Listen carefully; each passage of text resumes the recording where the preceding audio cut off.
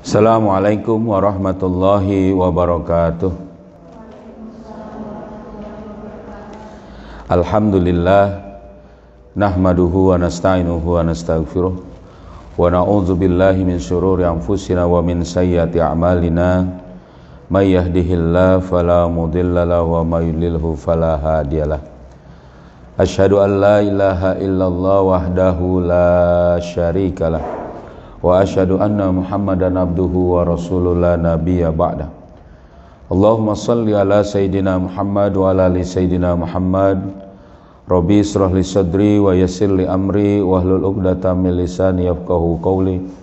Subhanaka la ilma lana illa ma 'allamtana innaka antal alimul hakim. Amma ba'du.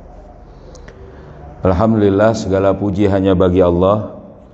Salawat serta salam semoga selalu tercurah kepada junjungan kita Nabi Muhammad sallallahu alaihi wasallam serta keluarganya, sahabatnya, dan juga para pengikutnya yang setia dengan ajarannya hingga akhir zaman. Alhamdulillah, anak-anakku sekalian dan juga para asatizah yang dirahmati Allah, kita lanjutkan kembali kajian kita Kitab Nashahil Ibad. Kita masuk kepada berapa nih ya? Maqalah 39 ya, betul ya? Iya. Bagi yang belum kebagian kitab nanti ya, sebentar ya. Jadi kemarin pas ada datang kitab ternyata kurang juga ya. Insyaallah nanti kita siapkan. Ya, ini kita masuk kepada maqalah. Al-maqalatu tasi'atu wa salasun. Maqalah ke-39. An ba'dil hukama annahu qala, dari sebagian ahli hikmah. Jadi ini ahli hikmah ini banyak mengatakan bahwa mereka berkata, salasu min kanzillahi ta'ala. Jadi salasun min kanzillahi ta'ala.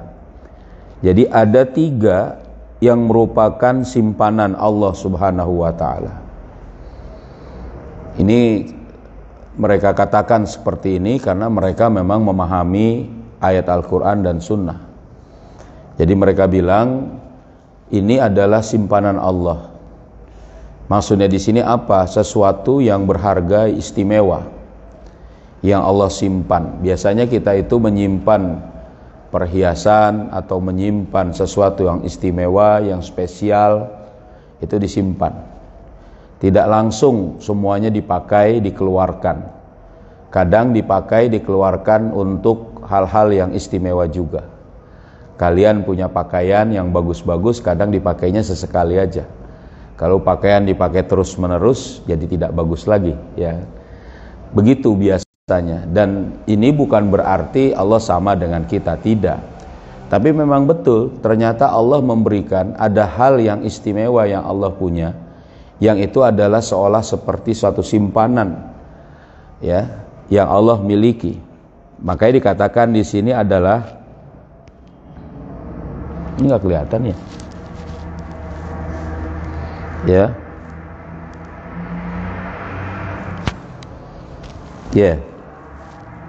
yakni ay mimma yudakhirahu mimma yudakhiruhu Allahu ta'ala la yu'taha Allahu illa man ahabbahu. Nah ini dia. Jadi adalah di sini dikatakan yakni mimma yudakhiruhu, ya ini adalah sesuatu yang diistimewakan oleh Allah Ta'ala, la yu'taha Allahu illa man ahabbahu, yang Allah tidak berikan kepada siapapun kecuali orang yang dia cintai. Insyaallah. Ini harus kita tahu nih. Allah itu memberikan yang istimewa kepada yang dia cintai. Insyaallah. Jadi diistimewakan oleh Allah. Apa itu? Yang pertama, al-faqru. Ternyata Allah itu memberikan kefakiran adalah bagian dari keistimewaan pada seseorang. Yang bagaimana al-faqru ini, ya kan? Wa huwa, ya kan? Faqdun ma yahtaju ilaihi, yaitu kekurangan dari yang dia butuhkan. Dia anak sekalian, kalau kita ini masih kurang, kita ini nggak cukup dalam masalah kebutuhan kita ini fakir, kita bukan orang kaya, kita bukan semua keinginan kebutuhan kita dapat, kita diminta untuk kemudian apa? Dengan kekurangan-kekurangan yang ada, ingatlah ini kita diberi keistimewaan sama Allah, ya. Harus ingat begitu. Jadi pada saat itu dia menjadi orang yang ridho. Nanti dijelaskan dalam poin yang lain bahwa kefakiran itu bukan kehinaan. Jadi orang tidak punya harta itu justru ya lebih ringan nanti hisabnya di sisi Allah. Wah, tapi kalau gitu mending orang Islam itu fakir terus. Bukan. Masalah fakir dan agnia, masalah fakir dan gina, ya, orang itu miskin atau kaya itu bukan karena usaha orang, paham? Tapi karena Allah yang beri. Ada orang yang jauh-jauh jalan untuk dapat rizki, baru sampai setelah menempuh puluhan kilometer misalnya, jauh sekali. Ada orang yang kemudian mendapat rizki, baru buka pintu rumahnya, Allah berikan rizki. Ada orang yang usaha bekerja dengan luar biasa, ya, tapi kemudian dia baru mendapatkan rizki setelah apa? Jungkir balik mungkin begitu. Ada juga yang orang baru keluar dari rumahnya, tidak dengan usaha apa-apa, Allah berikan rizki. Ini bukan berarti Allah tidak adil. Ini bukan berarti Allah itu zalim, tidak. Justru Allah berikan keistimewaan bagi orang yang diberikan sedikit sehingga kurang. Loh, kalau gitu, kalau orang diberi banyak tidak istimewa? Ya iya. Karena memang Allah Maha Kaya, Ghaniyun Al-Mughni. Ya. Allah itu Maha Kaya. Lu semua alam semesta milik Allah. Coba bayangin. Ya. Semua alam semesta milik Allah. Kalau Allah berikan banyak kepada seseorang, ya memang wajar orang kaya. Ya kan? Dia diberi kekayaan. Gitu. Paham? Nah, makanya kalau ada orang yang kekurangan, jangan bersedih. Paham? Kita itu nanti kalau nggak salah poin keberapa ya? Nanti ada ya kalau nggak salah itu nanti. Yang membuat seorang itu harusnya terus-menerus gembira.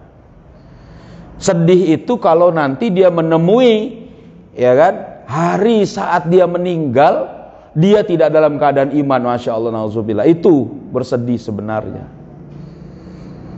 Dia tidak beriman saat dia meninggal, aduh, masya Allah, itu rugi sekali.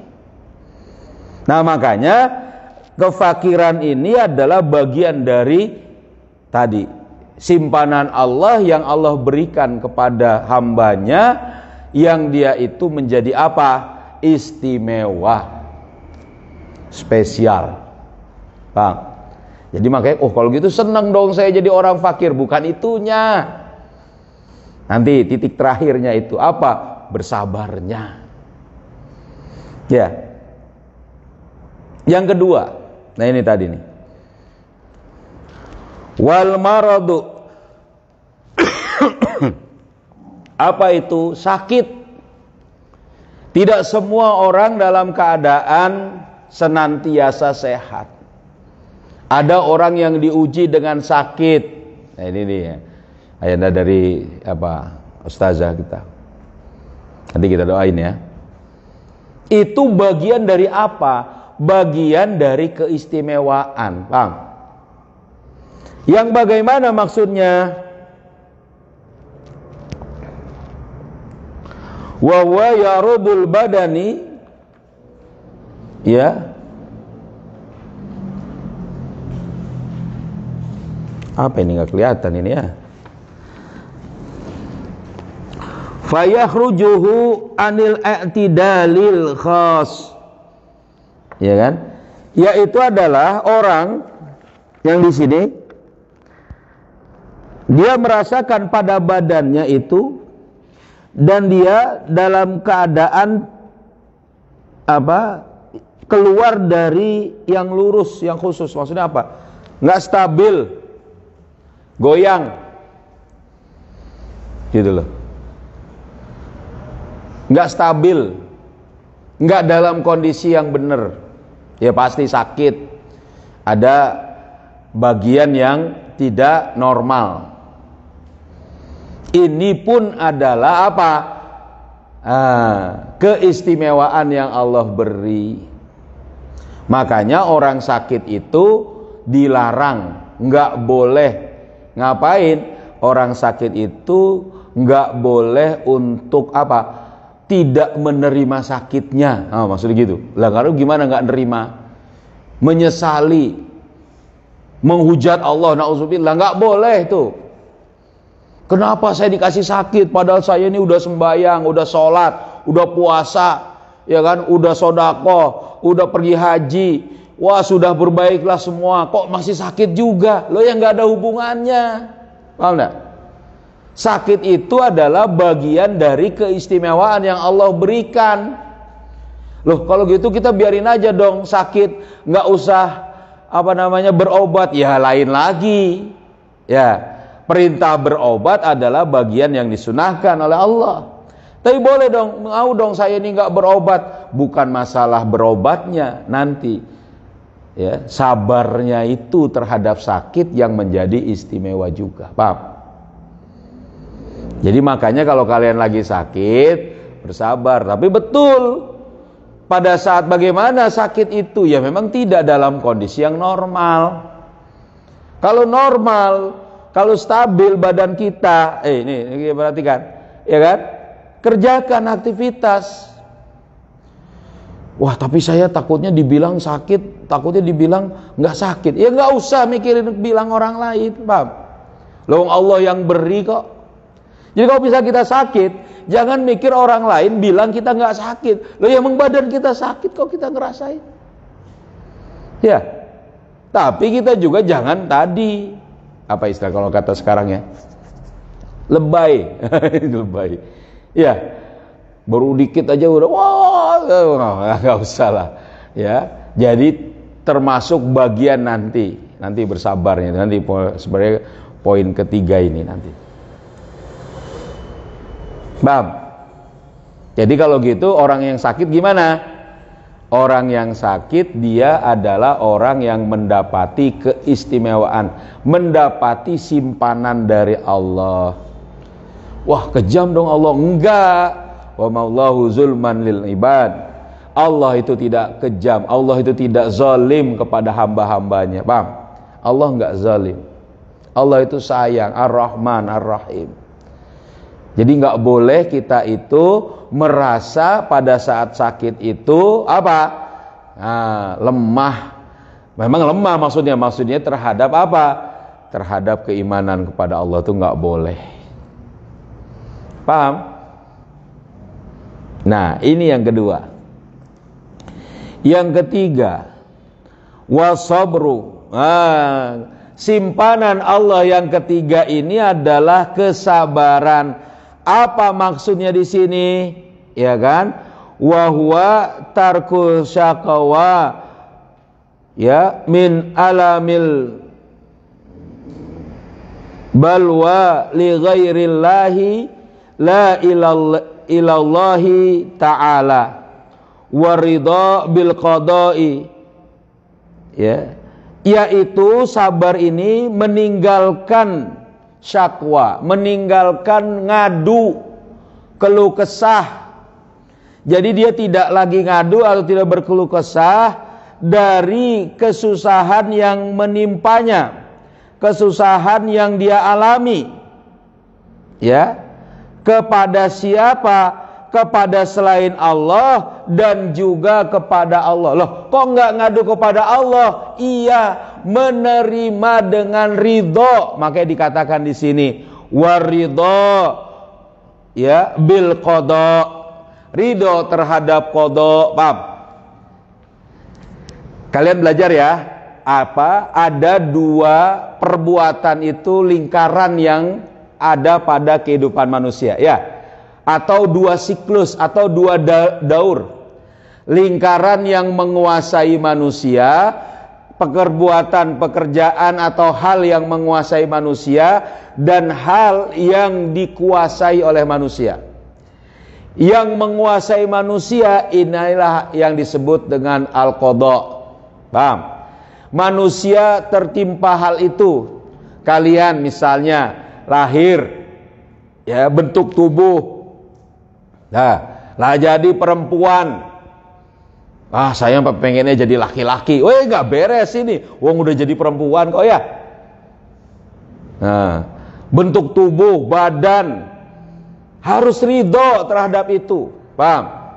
Nggak ngadu kepada Allah, ya Allah, kenapa saya jadi orang perempuan padahal saya pengen jadi laki-laki biar bisa main sepak bola. Loh, kok gitu?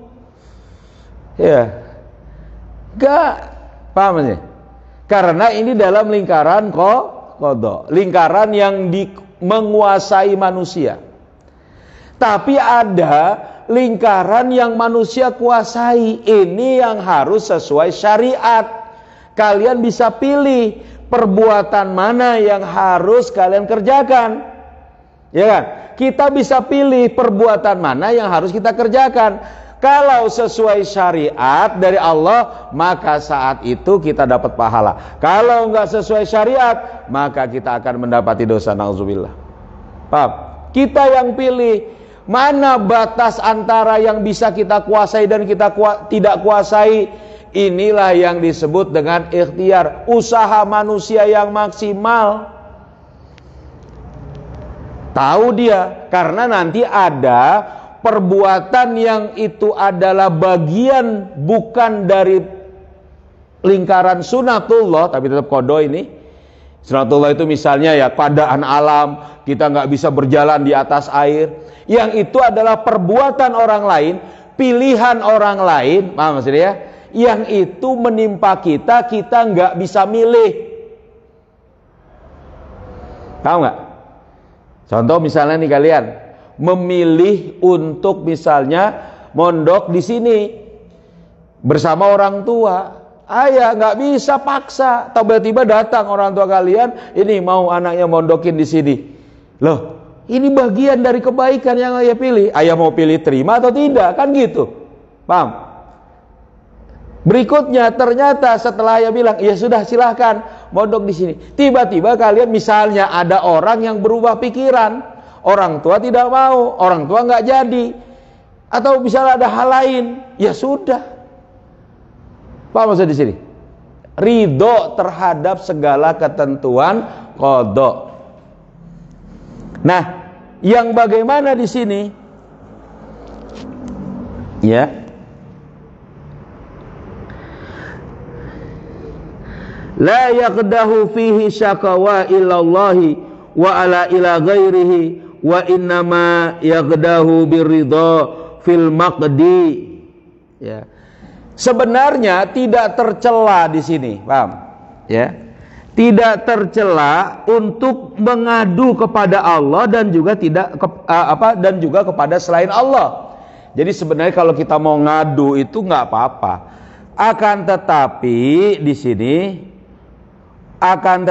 itu menjadi tercela apabila pengaduan itu berkaitan dengan keridhaan terhadap yang memang menimpa kita, yang menimpa menjadi qada bagi kita. Ntar saya jelasin ya. Fil qada wa innama luzumun ar-ridha, akan tetapi sudah wajib untuk ada ridha bil qada'i, ridha terhadap qada. Li'annal abda, dikarenakan seorang hamba, la budda an ridha, sudah seharusnya untuk ridha, bihukmi terhadap aturan sayyidihi, aturan tuannya, ya, kaza yang hal ini fi, ya, fi ta'rifati sayyidi Ali Al-Jurjani. Ini dalam definisi yang dikemukakan oleh Syekh Ali Al-Jurjani.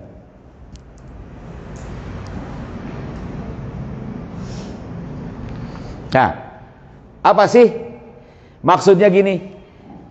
Jadi yang namanya sabar itu, ya, menerima segala kesusahan, menerima segala musibah, menerima segala sesuatu dengan ridho, tidak melanggar syariat, gitu. Ya. Lalu dia tidak mensakwa, tidak mengadukan baik kepada Allah atau tidak kepada Allah, atau kepada selain Allah. Loh, maksudnya nggak ngadu kepada Allah gimana? Ya karena Allah Maha tahu. Kita susah, kita senang, Allah sudah tahu. Paham? Lalu kita ngadu kepada Allah atau ngadu kepada selain Allah, boleh nggak? Boleh. Contohnya misalnya ada al-maqdi terhadap masalah apa? Kita sakit. Aduh, misalnya dia berkata, kenapa kamu? Saya sakit, kaki saya sakit. Itu boleh. Tetapi kalau di situ adalah berkaitan dengan masalah ridho terhadap masalah ini atau tidak, ya kan? Kenapa saya sakit? Loh, kamu udah sakit? Iya saya sakit, tapi saya kok kenapa saya sakit? Ini yang nggak boleh, paham? Menghujat, mengadukan, aduh ini miskin bener saya ini, nggak punya duit, nggak punya harta, padahal saya sudah sholat, saya sudah puasa, saya sudah apa semua dikerjakan ketaatan, tapi kok tetap miskin. Kok yang nggak adil Allah? Nah, kalau udah kata-kata kayak gitu nggak bisa. Kalau kita cuma bilang, mohon maaf saya emang nggak ada, nggak bisa bantu, misalnya, saya nggak ada untuk misalnya membantu Anda, dana nggak ada, misalnya, ya, karena memang miskin dia, paham? Ya sudah, ini kan sebenarnya memberitahu bahwa dia dalam keadaan, ya, tapi dia bersabar, dia tidak melanggar syariat. Makanya batasan sabar dengan orang yang pasrah, orang yang kemudian nerimain atau hal apa bisa menjadi sabar adalah saat tidak melanggar syariat Allah. Paham? Ada orang yang nerima, ya saya nerima, saya dapat dalam keadaan sakit, saya musibah, saya nerima, saya terima, saya sabar. Tapi berikutnya dia pergi ke dukun. Yo gimana? Diam-diam dia, nggak ngomong, nggak ngadu-ngadu, nggak ngeluh-ngeluh, tapi dia datang kepada dukun. Pak dukun, saya sakit, gimana caranya nih supaya sembuh? Gimana coba? Kata dukunnya itu gimana? Misalnya, ambil ayam, potong, misalnya kan gitu, supaya sembuh, supaya hilang. Nanti jinnya hilang, jinnya pergi, kamu nih digoda oleh, wah semua habis semua, syirik. Paham? Ya. Nggak boleh, walaupun dia nggak ngadu kepada orang lain, coba ngomong kepada dukun untuk berobat, haram, nauzubillah min dzalik. Itu nggak sabar itu, ngerti nggak? Contoh juga misalnya, ya sudah sabar aja, kita ini di masyarakat ini, ya kan? Tadi apa? Nggak bisa melaksanakan seluruh ibadah. Kenapa? Karena masyarakat sistemnya nggak menggunakan sistem Islam, nggak menggunakan syariat Allah dalam aturan kehidupan. Coba, lalu dia diam, dia bilang bersabar, dia nggak perlu ngadu, dia menerima. Itu bukan sabar. Kenapa? Karena dia melanggar syariat Allah. Dia nggak mau dakwah, dia malah menerima demokrasi, dia malah menerima riba, dia malah membiarkan hukum hudud nggak diterapkan. Sabar gini? Bukan. Harusnya sampaikan kepada umat, tolak demokrasi, tegakkan khilafah, ya paham? Karena itu sesuai syariat Allah. Walaupun dia diam saja, dia nggak ngadu, itu nggak jadi sabar. Tinggal nih. Jadi makanya keadaan di mana seseorang itu menerima segala urusan yang berkaitan dengan keridhaan kepada Allah harus diiringi dengan ketaatan kepada Allah. Paham? Orang kafir, orang Yahudi, orang Nasrani, orang-orang selain Islam itu juga kadang dia itu nerimo. Dia enggak mensakwa, tidak ngadu kepada siapapun, bahkan dia cuma ngadu kepada Allah. Ngadu pun bukannya masalah ridho dan tidak ridho. Dia sabar, dia nerima, tapi dia enggak mau menerapkan syariat Allah dalam kehidupan, bukan dalam kaitan sabar di sini namanya. Paham? Itu yang kemudian dikatakan ya, as-sabru diyaun. Sabar itu akan terpancar menjadi cahaya. Apa cahaya sabar itu? Saat diketahui dia taat kepada Allah. Paham? Nah, mana dia? Sudah selesai itu. Ya, sudah. Soalnya nggak kelihatan, susah ini. Ini kayak nambah lagi kayaknya mata ya. Nah ini, tetap sabarlah insya Allah. Ya, ngerti ya anak sekalian? Para asatidzah mungkin mau menambahkan? Ya, jadi tetap sabar. Makanya ini yang mungkin kita latih. Saya juga dalam melatih di sini. Kadang kalau pas lagi sakit, ya kemarin-kemarin mungkin ada kita sakit, ya. Terus juga kadang pada saat kita susah sekarang misalnya kan, ini bukan kita ini lagi berlebihan dari harta, dari apa, kita nggak berlebihan di situ, nggak punya, kurang ini, ya. Nah, kemudian juga mungkin pada saat kita ada misalnya kesusahan, kadang kita ngadu, ayah bercerita kepada seseorang, kepada teman ayah, kemarin mungkin ayah beritahu kan, pada yang kemudian membantu pondok ini, ayah bercerita. Tapi ya tadi, ini bagian dari apa? Bagian dari kita bersabar. Selama tidak melanggar syariat, selama kemudian kita juga menjaga tetap ridho terhadap qada dari Allah, ya, maka hal itu adalah mudah-mudahan kita termasuk bagian orang yang mendapat keistimewaan, mendapat simpanan Allah. Paham? Ya, yang Allah cintai, dia memberi, Allah memberi simpanannya kepada kita. Jadi gitu ya. Jadi kalian misalnya kalau memang pas kekurangan apa, ya nggak usah, biasa saja. Ini kita lagi diistimewakan oleh Allah. Tapi bukan berarti legalitas kemalasan. Nah ini juga nih, oh ya, nih harus ingat nih, lupa ya. Ya, mentang-mentang miskin, lalu ya ini makan kita diistimewakan oleh Allah, kita susah, lalu malas malah. Ini susah. Apa penyakit malas itu? Itu penyakit yang dia itu tidak mau untuk apa? Merubahnya. Supaya ada nanti di sini ada tentang masalah malas. Tapi kira-kira gini nih, ini wah udah lewat ya. Sedikit lagi. Jadi yang namanya malas itu adalah penyakit hati yang menular. Menular kepada orang lain, menular juga kepada kegiatan-kegiatan kita yang lain. Rasulullah, ini saya satu, Rasulullah SAW itu berdoa kepada Allah agar tidak mendapati penyakit malas ini. Iya kan? Allahumma inni a'udzubika minal ajzi wal kasali. Iya kan? Ya Allah, aku berlindung kepadamu dari penyakit lemah. Lemah itu ya tadi, lemahan. Apa namanya ya tadi? Nggak mau terginas, nggak mau. Lalu malas. Malas itu ya tadi, bagian dari kurangnya iman. Kita pelajari, ayah sempat sampaikan kepada para asatizah tentang kusal ini. Orang yang kusal ini, malas itu adalah orang yang nggak mau ngambil resiko maksimal. Mereka tergantung pada orang lain. Takut bahaya. Padahal tadi bahaya itu bukan dalam urusan dia. Lingkaran qada yang Allah tentukan. Paham?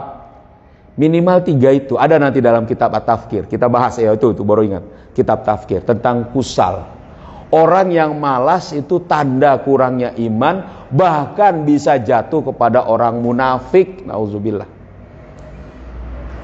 Nah, orang yang dalam keadaan fakir, dalam keadaan sakit, ujian yang kemudian terus ada pada dia adalah sikap malas. Nggak mau mengambil apa tadi, resiko atau hasil maksimal. Cukuplah sini, saya berobatnya gini aja, bisa jadi ya udah usaha gini, saya memang udah uratnya urat miskin, nggak mau usaha. Padahal dia bisa berbuat, walaupun tentu rizki dari Allah, paham? Ya, dia minimalis, paham? Atau dia bergantung kepada orang lain. Ya sudah, dia kan udah lakukan, dia aja, saya aja. Maka pada saat itu penyakit malas ini, kusal ini menjadi satu yang melanda dia. Ini ujian yang lain pada orang-orang istimewa ini. Orang yang Allah berikan kefakiran, Allah berikan pada saatnya dirinya sakit, dan juga pada saat dia diminta bersabar karena ada musibah yang menimpa dia. Paham ya? Nah, itu tambahannya mungkin. Jadi harus juga paham, bagi kita sabar itu adalah bagian dari keistimewaan yang Allah berikan, dengan ridho terhadap seluruh qada dari Allah dan tidak melanggar syariat Allah dengan penuh ketaatan kepada Allah. Cukup ya? Cukup. Alhamdulillah. Yuk. Kalau gitu kita tutup dengan membaca surat Al-Asr. Yuk. Bismillahirrahmanirrahim. Wal asri innal insana lafi khusrin illalladzina amanu wa amilus solihati wa tawasau bil haqqi wa tawasau bis sabr. Subhanakallahumma wa bihamdika asyhadu an la ilaha illa anta astaghfiruka wa atubu ilaik. Assalamualaikum warahmatullahi wabarakatuh. Allahumma salli ala sayyidina Muhammadin tibbil qulubi wa dawaiha wa afiyatil abadani wa shifaiha wa nuril absari wa diyaiha wa ala alihi wa sahbihi wa sallim. Allahumma salli ala sayyidina Muhammadin tibbil qulubi wa dawaiha wal afiyatil abadani wa shifaiha wa nuril absari wa diyaiha wa ala alihi wa sahbihi wa sallim. Lagi. Allahumma salli ala sayyidina Muhammadin tibbil qulubi wa dawaiha wal afiyatil abadani wa shifaiha wa nuril absari wa diyaiha wa ala alihi wa sahbihi wa sallim. Alhamdulillah.